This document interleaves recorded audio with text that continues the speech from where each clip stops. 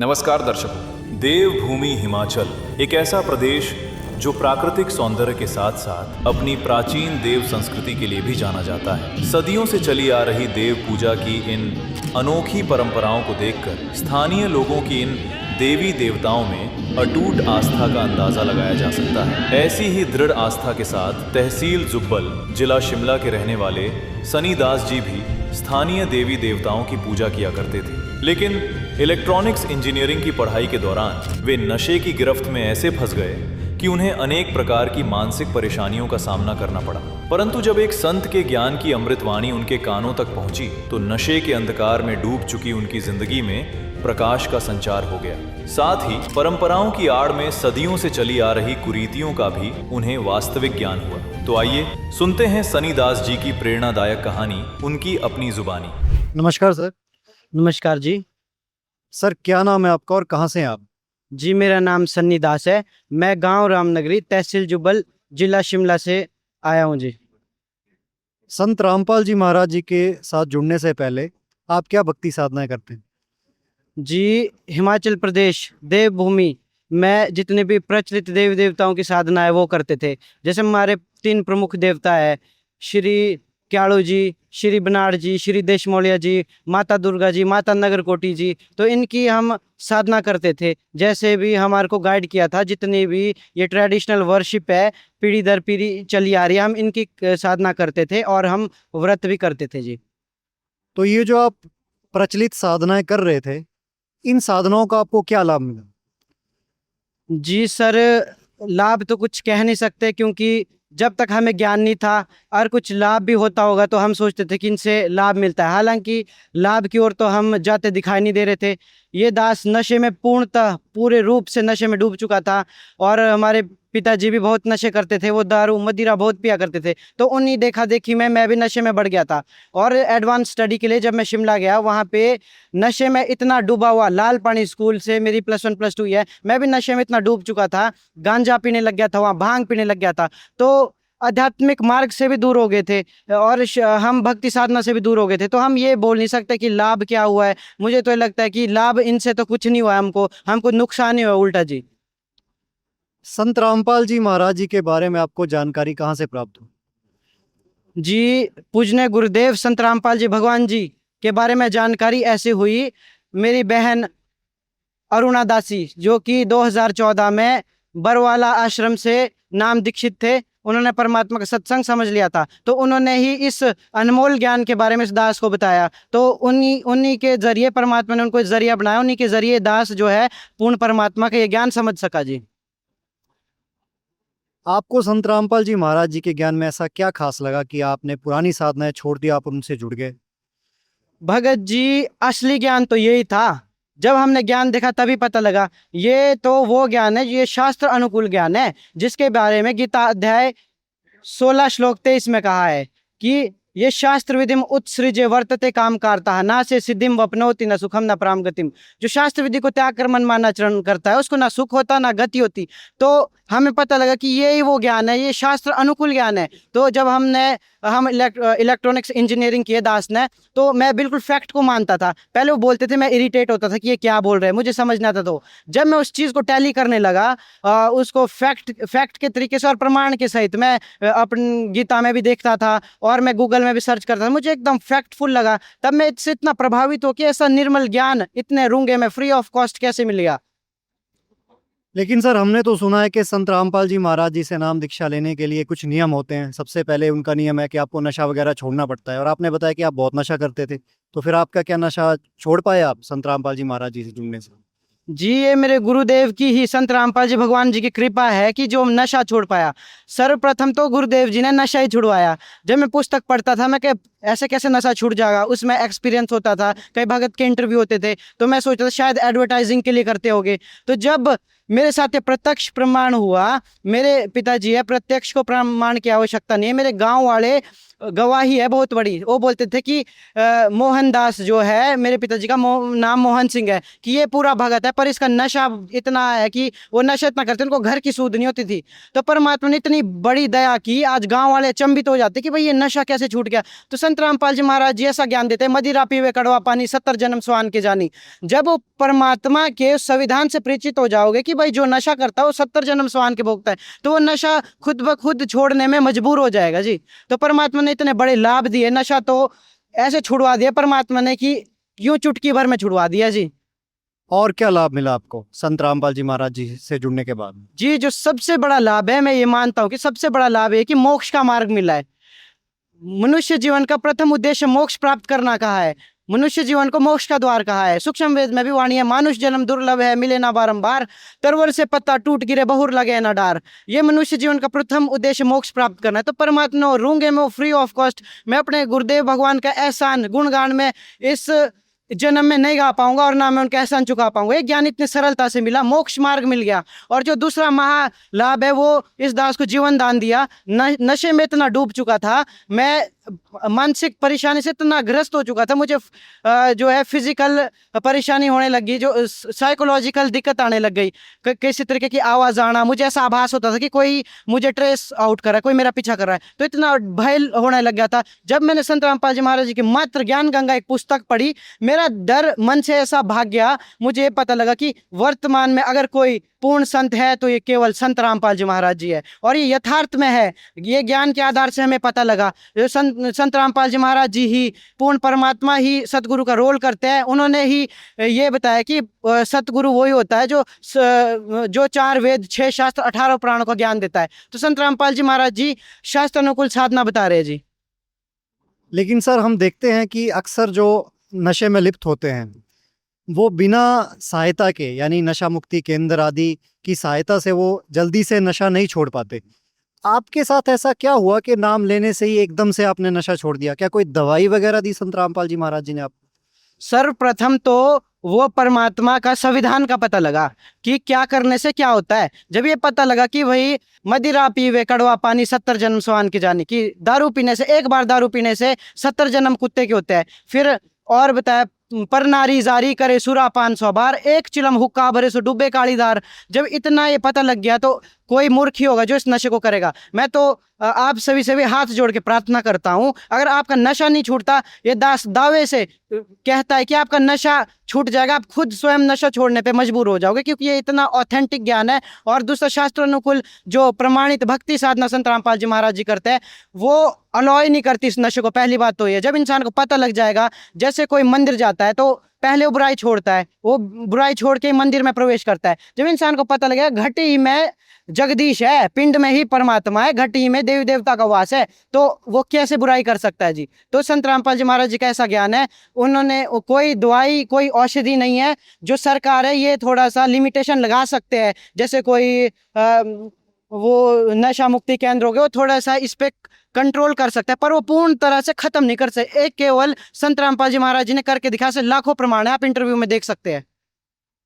Sir जो देवभूमि हिमाचल के लोग हैं, बहुत सारे लोग अभी भी देवी देवताओं की पूजा करते हैं। आप उन साधनाओं को अब छोड़ चुके हैं। आज मैं अगर आपसे पूछूं कि उन पुरानी साधनाओं में और जो संत रामपाल जी महाराज जी ने आज आपको साधना बताई है, उन दोनों में क्या भिन्नता है, तो क्या कहेंगे आप? जी ये बिल्कुल शास्त्र प्रमाणित शास्त्र अनुकूल साधना है। हमने ये छोड़ी नहीं है, हमने पूर्णतः से अपनाई है। साधना और पूजा में हमारे पूजनीय गुरुदेव संत रामपाल जी महाराज ने फर्क बताया है। परमात्मा कहते हैं तीनों देवा कमल दल बसे ब्रह्मा विष्णु महेश, प्रथम इनकी वंदना फिर सुन सतगुरु उपदेश। कि ये तो कमल दल में है देवी देवता, प्रथम तो इनकी वंदना करनी है। भक्ति और साधना में फर्क होता है, और भक्ति करनी उस पूर्ण परमात्मा की। जैसे परमात्मा जी एक सटीक एग्जाम्पल देते हैं, जैसे कुत्ता होता है उसको चो करके बुलाते हो, एकदम कान खड़े करके दौड़ के आता है, और आप उसको कुत्ता कहेंगे वो दौड़ के नहीं आएगा। उसी प्रकार जो कमल दल में जो देवी देवता का वास है, 5 प्रधान का हमारे पवित्र हिंदू जो धर्म में बताया कि 5 प्रधान साधना का प्रावधान है, तो 5 प्रधान के प्रथम ही संत रामपाल जी महाराज वो दीक्षा देते हैं। जैसे कुत्ते को चो करके, वैसे देवी देवता को यथार्थ मंत्र होते हैं, कोड वर्ड होते हैं, उनका वो ना चाहते हुए भी लाभ देंगे, क्योंकि शास्त्र प्रमाणित होते हैं जी। तो परमात्मा किसी भी तरीके की भक्ति नहीं छुड़वाते, वो शास्त्र अनुकूल भक्ति साधना बताते हैं। जैसे गीता अध्याय 9 श्लोक 25 में लिखा है, यान्ति देववृता देवान्य पितृनियंति पितृवृता भूतानि यान्ति भूतेज यान्ति मध्य जिनोपि माम। जो देवी देवताओं को पूजता हो देवताओं को प्राप्त होता है, जो पितरों को पूजता हो पितरों को प्राप्त होता है, जो भूतों को पूजता हो भूतों को प्राप्त होता है, और जो मुझे बचता है यानी कि गीता ज्ञानदाता ने अपने से देवी देवता से अपने को अन्य अपने से अलग कहा है। और वहीं कहता है उत्तम पुरुष ते अन्य परमात्मा थी, उदाहरते अपने से अन्य और भी परमात्मा को कहता है। तो ये देवी देवता की यथार्थ साधना हम जाने हैं कि कैसे करनी है वो। तो सर एक सवाल ये भी उठता है कि फिर हिमाचल प्रदेश में इतने सारे गांव के अपने अलग अलग देवता क्यों हैं? उसके पीछे क्या कारण है? और वो जो साधना है वो किस तरह की साधना है, क्योंकि आप भी पहले उस साधना को कर चुके हैं। जी, जैसे परमात्मा बोलते हैं प्रत्येक विभाग का, जैसे आईपीएच डिपार्टमेंट है उसका जेई होगा, उसका आपका एसडीओ एसडीएम होगा, मतलब प्रत्येक विभाग के, जैसे इलेक्ट्रिसिटी डिपार्टमेंट है उसका लाइनमैन होगा, असिस्टेंट लाइनमैन होगा, जेई होगा, एसडीओ होगा। तो यही है, मतलब सबकी अलग अलग रोल होता है, सभी अपने सामर्थ्य अनुसार होते हैं। जैसे देवता है, कोई हमारे जुबल एरिया का देवता है उसका अपना सामर्थ्य है, कोई दूसरा देवता उनका अपना सामर्थ्य है। इनको बिल्कुल नहीं ठुकराते हम, देवी देवता का अपना सामर्थ्य होता है। जैसे गाँव का प्रधान है, गाँव के प्रधान ऐसा तो नहीं कि नील है, आम इंसान से थोड़ी ज्यादा पावर रखता है आम प्रधान, पर जो प्रधानमंत्री उसका तो कहना ही क्या है। तो वैसे देवी देवता अलग अलग अपने स्तर के अलग अलग ब्लॉक वाइज इंचार्ज है, पर जो पूर्ण परमात्मा है तो प्रधानमंत्री जान लो तो विशेष है। लेकिन सर आज दुनिया चमत्कार को नमस्कार कहती है। हम बहुत सारी वीडियोस भी ऐसी देखते हैं हिमाचल के बारे में, जहाँ पे ऐसे भी मंदिर आज मौजूद हैं जहाँ पे बहुत सारे चमत्कार किए जाते हैं। एक ऐसा भी मंदिर हम वीडियो में देखते हैं जहाँ पे एक बहुत ऊंची रस्सी के ऊपर जो है कोई देवता का जो साधक है वो उस रस्सी के ऊपर बहुत ही रिस्की तरीके से झूलता है और बहुत से लोग उसकी पूजा के लिए आते हैं। तो आप कैसे कह सकते हैं कि ये देवता जो है वो छोटी पावर के हैं और जो कबीर साहब हैं वो बड़ी पावर के हैं? कैसे कह सकते हो आप? ये आपने बहुत अच्छा सवाल किया है। गोरखनाथ जी बहुत सिद्धि युक्त थे, तो गोरखनाथ जी ने अपने गुरु मच्छंद्रनाथ का जो अस्थि पिंजर बच रहा था उससे पूरा शरीर बना लिया था। उन्होंने पूरी जो पहाड़ सोने की बना दी थी। तो गोरखनाथ जी में इतनी सिद्धि थी, उन्होंने काली माता को भी फेल कर दिया था सिद्धि में। पर परमात्मा ने बताया, कबीर साहब ने, गोरखनाथ में सबन का गुरु हुआ। गोरखनाथ ने बोला तेरा वचन मोहे लागे कड़वा। परमात्मा ने कहा कड़वा लगे सो मीठा होई हमरी और पतिजे जोई। गुरुदेव संत रामपाल जी महाराज जी कहते हैं कि संत वो भी नहीं होता जो सिद्धि करे, संत वो भी नहीं होता जिससे सिद्धि ना हो। जैसे देवी देवता का आपने प्रकरण बताया कि छोटी पावर क्यों है, क्योंकि भगत जी क्योंकि सर जो है ये मोक्ष प्रदान नहीं कर सकते और दुख नहीं काट सकते। जैसे बोलते हैं कि भाई कष्ट पाप तो भोगना ही पड़ेगा, तो कि देवी देवता समर्थ नहीं है। और आप जी ने एक वो बताया कि एक त्योहार के बारे में बताया, इसके बारे में आप जी को बताना चाहेंगे। उसे कहा है भूंडा महायज्ञ कहा जाता है। जो इसमें रोमांचक भरी बात है ये है कि उसमें एक बेड़ा होता है, जो चुनिंदा व्यक्ति होता है उस बेड़े को चुना जाता है और 100 मीटर घास की रस्सी से वो दो पहाड़ी के से बांधी जाती है वो, और वो उस 100 मीटर की रस्सी के जरिए वो जो है वो उस खड्ड तक पहुंचता है। तो ये सिद्धि हो सकती है, पर सिद्धि से मोक्ष संभव नहीं है। परमात्मा कहते हैं कि भाई संपूर्ण मोक्ष तो तत्व ज्ञान से होता है। गीता ज्ञानदाता ने कहा है कि भाई उस तत्व ज्ञान को तो तू तत्वदर्शी संत के पास जाके समझ, उन्हें भली भांति दंडवत प्रणाम करने से, कपट छोड़कर सरलता पूर्वक प्रश्न करने से वो तुम्हें परमात्म तत्व अर्थात सच्चिदानंद घन ब्रह्म के बारे में, सच्चिदानंद घन ब्रह्म का ज्ञान बताएंगे। तो देवी देवता में साधना है। देवी देवता एक तरीके का सर जैसे ग्लूकोज होता है, जैसे पेशेंट होता है, पेशेंट को ग्लूकोज लगाया जाता है। अब ग्लूकोज में क्या होता है, वो टेम्परेरी ट्रीटमेंट होता है, ग्लूकोज से कुछ टाइम ठीक हो जाता है, पर वो परमानेंट इलाज नहीं। परमानेंट इलाज के लिए पूरी औषधि लेनी पड़ती है। तो परमानेंट इलाज तो पूर्ण परमात्मा है। ये देवी देवता तो एक ग्लूकोज टाइप का समझ लो जी। सर जब भी देवभूमि के स्थानीय देवताओं की पूजा का जिक्र आता है, बलि प्रथा का भी जिक्र अपने आप आ जाता है। आप इन साधनाओं को करते आए हैं, आप बलि प्रथा के बारे में क्या कहना चाहेंगे? सर बलि प्रथा हिमाचल में बहुत ही प्रचलित है। कोई भी त्योहार है, कोई भी खुशी का समागम है हिमाचल में, तो बिना बलि के वो पूरा नहीं होता। उसको ये समझते कि बलि देना तो अति आवश्यक है। वहाँ पे हमारे यहाँ मंदिर है, हनोल मंदिर, जहाँ पे छोटे छोटे बकरों की, छोटे छोटे मेमनों की बलि दी जाती है। अपने बच्चे के स्वास्थ्य हेतु भी वहाँ पे बकरा ले जाते हैं। आप खुद देखो, आप अपने बच्चे की स्वास्थ्य के लिए आप दूसरे बच्चे का गला काट रहे हो। और कई शादी होगी तो उसमें शादी एक तरीके से जब मामे आते हैं शादी में, जो मामे की साइड से आते हैं वो भी बकरा लेके आते हैं। जैसे किसी व्यक्ति की शादी उसके जो मित्रगण आते हैं वो भी बकरा लेके आते हैं। तो कोई भी फंक्शन बिना बलि प्रथा के पूरा नहीं होता। भगत जी तो सर हम इतने अज्ञानी हो चुके हैं, हम अपनी खुशी मना रहे हैं किसको, किसी जीव की हिंसा करके। परमात्मा बताते हैं बकरा पाती खात है ताकि काटी खाल, जो नर बकरा खात है ताको क्या हवाल। जिस बकरे ने पूरी उम्र सिर्फ पत्ती खाई, घास फूस खाया, उसको ये सजा मिली, उसकी खाल उतारी गई। अब अबे भोले मानुष, तूने तो बकरा ही काट के खा लिया, तेरे पे क्या बीतेगी। तो परमात्मा बताते हैं ये बहुत ही प्रचलित है, बहुत ही गलत है, ये बलि प्रथा पे बिल्कुल रोक लगनी चाहिए। ये आप कॉन्स्टिट्यूशन के हिसाब से वैसे ये गलत भी है, जो जीव हिंसा करता है उसको सजा भी है, वैसे आप देख सकते हैं। और बलि प्रथा बिल्कुल नहीं होनी चाहिए, विश्व भर में चल रही है, मुस्लिम भाई भी इसको फॉलो करते हैं। परमात्मा ने इस पर वाणी भी कही है, हिंदू झटका मार ही मुस्लिम करे हलाल, कह कबीर दोनों दिन का वहाँ होगा हाल बहरहाल। हिंदू भाई बोलते हैं हम झटके से मारते, इसको दर्द नहीं होता। मुस्लिम भाई बोलते हैं हम धीरे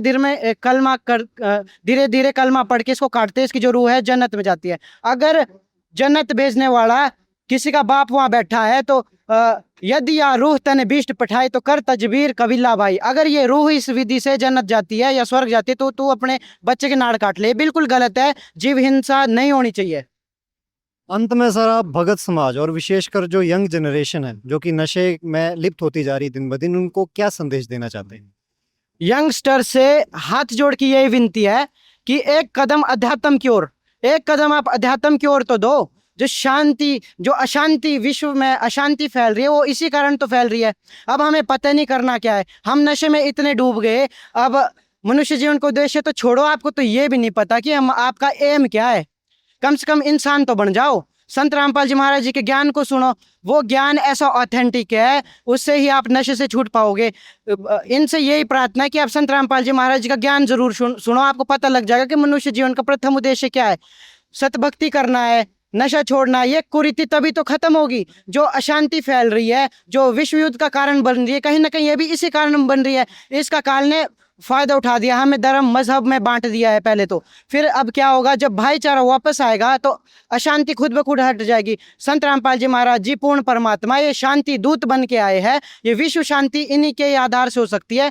धन जननी धन भूमि धन, धन करणी धन देश, धन करणी धन कुल धन, जहाँ साधु संत प्रवेश, जहाँ साधु संत का प्रवेश होता है वो धन हो जाती है भूमि। संत रामपाल जी महाराज जी विश्व शांति महायज्ञ करवा रहे हैं, तो उससे ही विश्व शांति हो सकती है और उनके ज्ञान से विश्व शांति हो सकती है। संत रामपाल जी महाराज जी का ज्ञान कलयुग में सतयुग का आगाज है। तो आपसे प्रार्थना है संत रामपाल जी महाराज जी के ज्ञान को सुनियो और अपने जीवन का कल्याण करवाइए जी। सत साहेब।